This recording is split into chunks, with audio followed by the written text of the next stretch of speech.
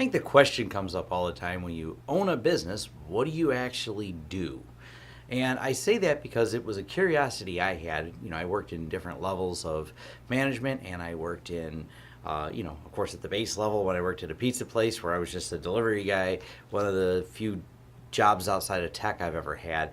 And it's always interesting. I was like, well, what do they do? Why is there middle management? Why is there, all this structure? And as you own a business, you kind of learn why there's a need for structure. And it's sometimes because people don't structure themselves. And we're going to start with what I actually do when I come in the mornings. So a lot of it's coming up with an idea for a video and getting my morning coffee. And it's also, what time is it? 8:30 is when I decided to do this because I got here at 7 and I finished all kinds of the little things that roll uphill to me. Now, I'm the anti-micromanager. Too many business owners drive me nuts, and I've worked for only a couple of them like that, but they just think they need to be involved in everything and the world revolves around them.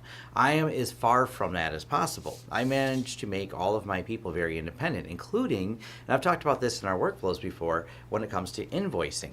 So an example is going to be each tech does their own invoicing. And when you decentralize your invoicing, it actually happens a whole lot faster. We actually had one of the law offices we support. They said they wish they could bill as fast as we do. I thought that was kind of funny. They love our service, and it was just kind of anecdotal, but it was like, yeah, you guys just, as soon as they're done, we've got the invoice, and they pay relatively fast. So the process and flow of everything works really well. But part of the reason I'm making this video is I decided it's 8:30 and people aren't here. Now, they don't have to be here, but I have questions. And if they leave unanswered questions, I have to figure out where they're at. So the first things I like to do is, what time are you getting here? And those people are getting messages right now as we speak. It's 8:30. Sometimes they just show up, and it's not. There's different types of job assignments. We have a store that has to be open from 10 to 7. So there's people assigned to be here from 10 to 7. The other people, because they work from home, they work remotely, they don't have to necessarily be here unless they leave me with questions that are unanswered. Now, sometimes I'll just throw it on Slack, but I actually want them here today because I want some inventory done by Corey. What time will you be here today? We need to make sure you have all the parts for next week's job.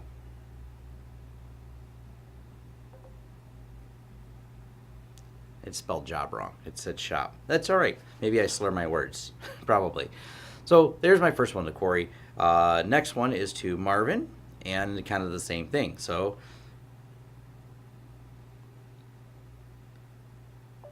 I have the paperwork notarized. Who do I give it to, and what time will you be here? That one went perfect.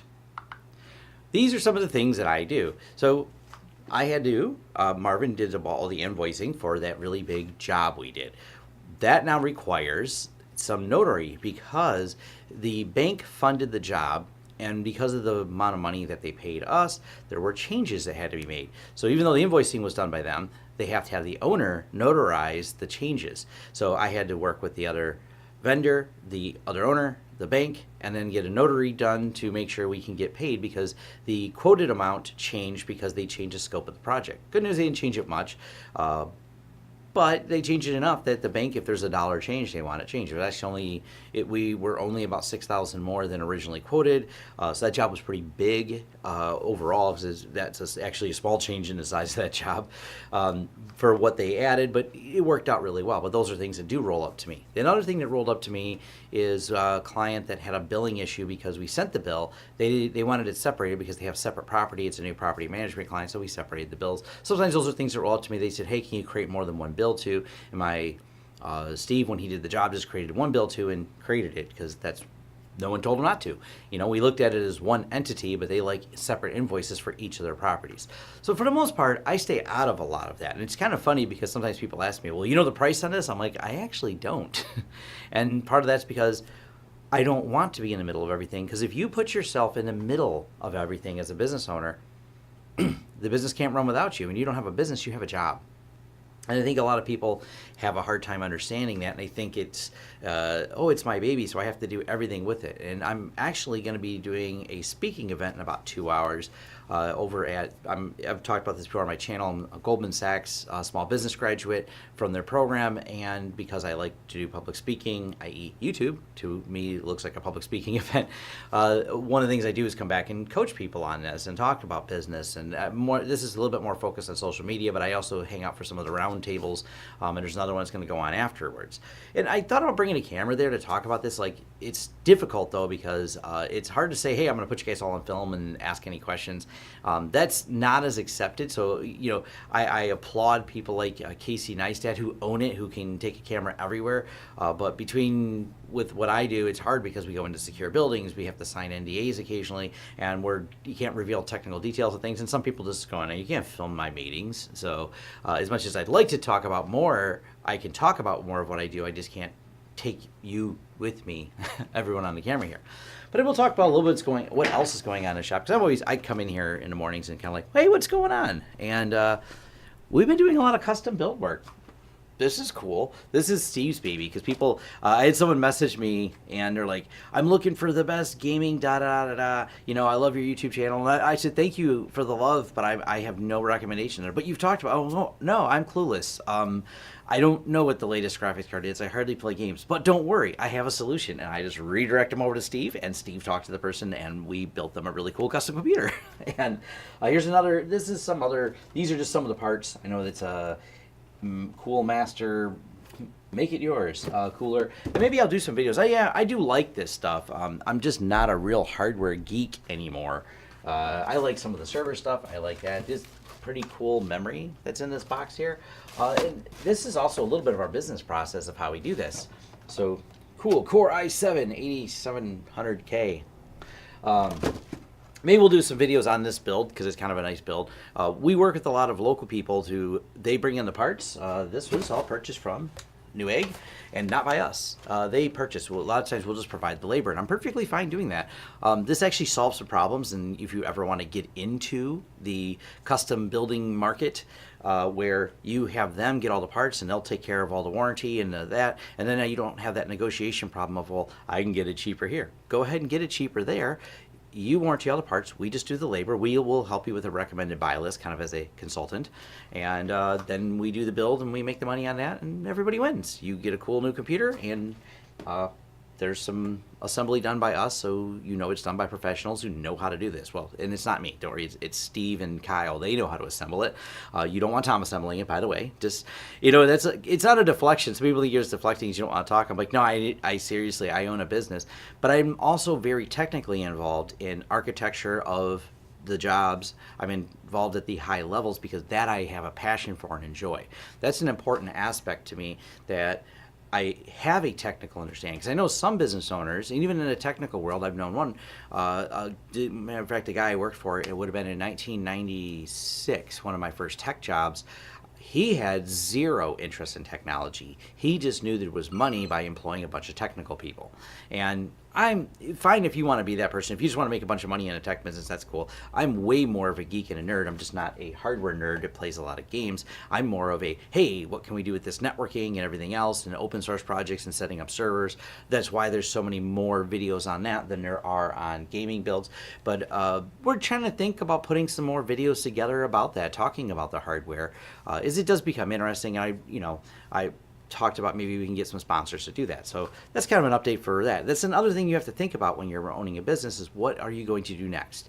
So processes are in place that when I go and disappear for the day doing my Goldman Sachs thing and hanging out with a bunch of people talking business, and generally I'm going to have a good time. I really enjoy all the people there, because it's going to be over at the Wayne State University, and I have fun hanging out with all the teachers and the professors there, and there's a lot of really smart people who I have a good time with.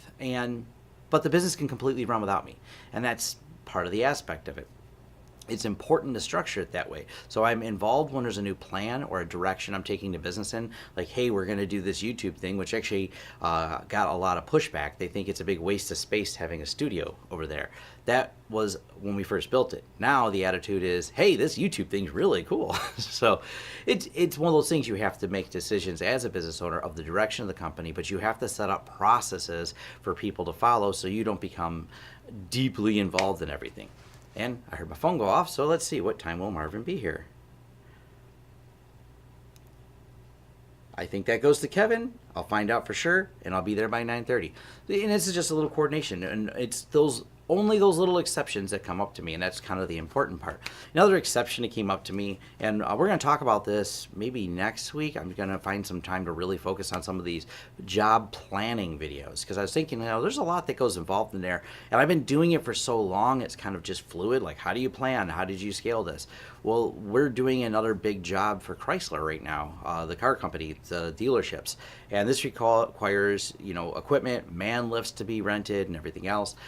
We don't own man lifts, and it's actually because it's actually cheaper to rent them because we don't need them very often. Most of our jobs are like this building, drop ceiling, easy to get in, so that's not a big deal. But let me walk you around and show you something else I'm working on. So now I'm here in the studio, and this is where my other ideas come in. So, I got stuff going out there, make sure everyone's doing their thing in the shop area, and this is kind of, this side's my area, and the kitchen is behind the camera, and you've seen plenty of videos if you watch the channel in the kitchen area. So that's where mostly they hang out, and then this is all the things I'm working on. So there's been a lot of questions and a lot of confusion, it appears, based on what I read in forums. This is where I get my ideas. Sometimes I spend some time on Reddit. I need to post more on Reddit. I mostly just read a lot because I love reading, and I see what people are asking about. So we have here a couple 10 gig network cards I picked up for cheap. So this is some videos I have coming to where I can walk you through setting up your 10 gigabit at home. And one of my things, we deal a lot with commercial equipment that I can't take the camera in a data center at all. Matter of fact, some places are kind of weird. They don't even want you bringing your phone. They're like, just leave it over here. But this stuff's become very affordable. And if you're a tech going, how do I get started in this business? This is kind of how you get started. Once you have some of the concepts of how things interconnect, it just scales upwards when you go into the data center. So yeah, cool. There's some old cards. I think I paid $17 on eBay for this one. I know I paid even less for this. I think this is a dual fiber card, and I'm going to break some details about this. And that's kind of my idea, is to spark some passions. I like to see more people getting into technology, because the reality is there's just not enough people. That's one of the things I think about. Like, how do we get more people? When I talk about some of these things that happened, like the military disaster recently of all those documents getting stolen, I tweeted about, it was because someone didn't know what they were doing. And I'm not here to pick on anyone. I'm not here to say, oh, they're just a bunch of idiots or whatever. No, someone who didn't have a firm grasp on technology turned on a consumer router in what should have been a secure environment, and then they turned on FTP. And by doing that, they didn't bother changing the default password. And if they would have taken the time to learn more about technology, they would have understood better why it's a bad idea, versus the retrospect of the government lost a bunch of documents over this. And I'm hoping, and I don't know if I'll change the world here or not, but I'm hoping more people get inspired and start thinking about security and technology. And that's a part of my passion for that drives me. The same reason I'm going to be talking to these business owners about concepts in business and concepts in social media, which is kind of the focus of the talk today. It's the same thing on YouTube, where I want to talk about how you can get involved in all this, how you can go find some of these things on eBay for very reasonable prices and start tinkering with technology, start playing with it. And the hardest part is getting started. People don't know where even to begin, and that's why I started doing, and I have a bunch more planned. I've been playing a lot with the new version of FreeNAS. That's what this server is over here. And I'm going to do like a whole getting started with FreeNAS 11.2, kind of a start to finish video. That seemed to go really well with my pfSense video. I have a whole start to finish video on that. I'll have a start to finish video on getting started with 10 gigabit networking and fiber. And what are the different types of fiber? And what is this connector called? And what is that connector called? And why do I use this? And why does this thing slide out like this? That's an SFP plus versus what is this? It's on the floor. So these are those other things I spend my time thinking about. And like I said, I plan to do some more build planning videos. I'm just trying to think of how to organize it, because when you do something all the time, it kind of becomes very fluid, and I have to think about how do I structure it into a video. With loading software, it becomes really easy because it's less fuzzy. It's start with the USB drive, flash the USB drive, step through hardware. No problem. I'm going to show you how to do an iSCSI connector. No problem. Here's step 1, step 2, step 3. Problem is, how did I plan the Wi-Fi for the marina that we just finished? Well, there was a lot of bidding, there was a lot of phone calls, there was a lot of debate back and forth with people. Turning that into a structure is a little bit harder. The placement of the Wi-Fi is actually easier. People overthink the hell out of that. Go ahead and pull an overhead map, figure out how the distance on the Wi-Fi's, and drop them in. That part's not rocket science. We have next week, and I'll see if he'll let me film there. We're doing another very wealthy person's house, putting more Wi-Fi on their property, estate, if you want to call it. People ask how you do the Wi-Fi planning. Well, the house was built in 1912, I think. It's right around turn of the century house, beautiful brick mansion, a lot of stonework. The problem is there's everything from rebar, whatever they use to build it just zaps out Wi-Fi. So we're adding spots for dead zones. Now people go, oh, there's this Wi-Fi planning utility, and that's what I use. Unfortunately, I have not found any of them that seem to visibly see in walls. You can make assumptions about construction and kind of get an idea, but when it comes to actually deploying the Wi-Fi, the way I'm going to go there is take some units, and we've already done some Wi-Fi there with UniFi. Take a couple units, add them, and say, all right, does this cover the area where you work? Because what really matters to the owner of that building, of that house, is that the Wi-Fi works where he wants it to work. I can say I blanketed the whole house. If I missed one corner, he could care less about all those. He only cares that it works the spots where he wants to be. And apparently one of those spots is they have a gym in the house, and the gym it does not work in, not properly. He has a weak signal on his iPad. So we will go there and fix it. And so what we're going to do is we're going to bring a Wi-Fi in that area, and it's not easy to drill through anything in his house. Like I said, they built it turn of the century, so it's not like it's just any project with this house when it comes to running wires is simple. So we have to look at the path, see if there is a path, and maybe use a repeater or a mesh. They don't care about speed. They care about being able to check his stocks each morning. That is literally the request. I want to be able to go anywhere in my house or stand in my workout room with my iPad and understand my stocks. That's important to them, and that's the solution we will provide. So you have to think about it differently. You don't just come in there selling it. I'm just going to put Wi-Fi everywhere, and it'll make you happy. Talk about the use case, talk with the client. I want to be able to check my stocks while I do my workout, and right now that does not work. Fix it. No problem. We fix it. We'll be there. And so that's going to be a fun meeting. I'm actually involved in doing that because the guy is on the board of another organization that we take care of. So I do stop out there for myself. I won't probably be the one doing any of the Wi-Fi installs. I never am. I don't do the cabling and that. That's why people ask me, Tom, what's your favorite brand of cable? I'm like, I don't know, whatever Corey orders. Corey will actually do the placement. So I'll make a note of this is where it's going to go in the house, and then Corey will schedule and coordinate getting that done. So that's kind of how those jobs. So I do get involved a little bit in the jobs because it comes back to that technical planning side. I enjoy doing that aspect. I enjoy a lot less asking people when they're going to be here and why there's paperwork that I don't know where it belongs, but I did get it notarized. But I want to give you an update. That's kind of what I do, and dealing a lot with that stuff. I try to delegate as much as possible, but just think of that if you're going to own a business or, how you're going to get there. That's important. I think the last notes is I'm going to do a video soon on how to hire people. Maybe it's really hard to hire people. It's kind of a challenge. The other side of that is directly related because I know a lot of you are starting out as a single business, one-man show as they may call it, and how do you get to more employees? Well, there's kind of a tipping point where you have to get to know more employees or you don't have a business, you have a job back, like I said earlier. So going into that level of it is really difficult because you're going, okay, I'm going to commit to payroll, and I have to have X dollars available every month for this person.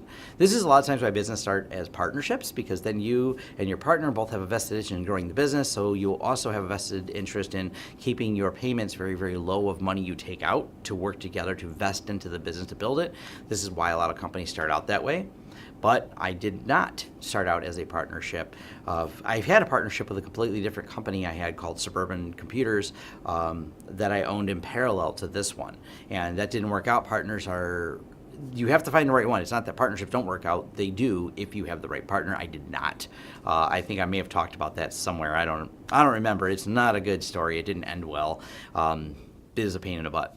But when you want to go into hiring people and get that, you have to make the commitment at some point. And once you free yourself up to having someone do all that other work and you can delegate to them all the tasks possible, then you can start thinking more and doing more things to build the business. So it is important to get there.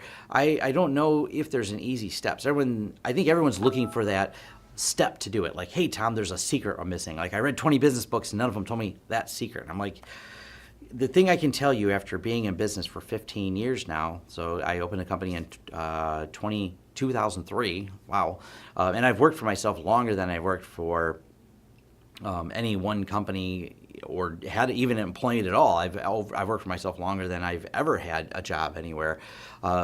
It's not easy. There's not a secret to business. It's just a lot of hustling, a lot of get out there, sales, knocking on doors and things like that, and being able to deliver on your promises and things like that.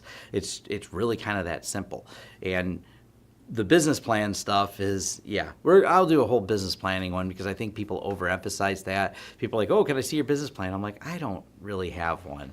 I'm like, I was going to go fix computers and charge people money, and I've talked about this before. That's how you make money. It's not a lot more complicated than that. So, all right, well, that's about it. That's me, messages from people messaging me back now saying, I just woke up. It's 8:45. I just woke up. All right, cool.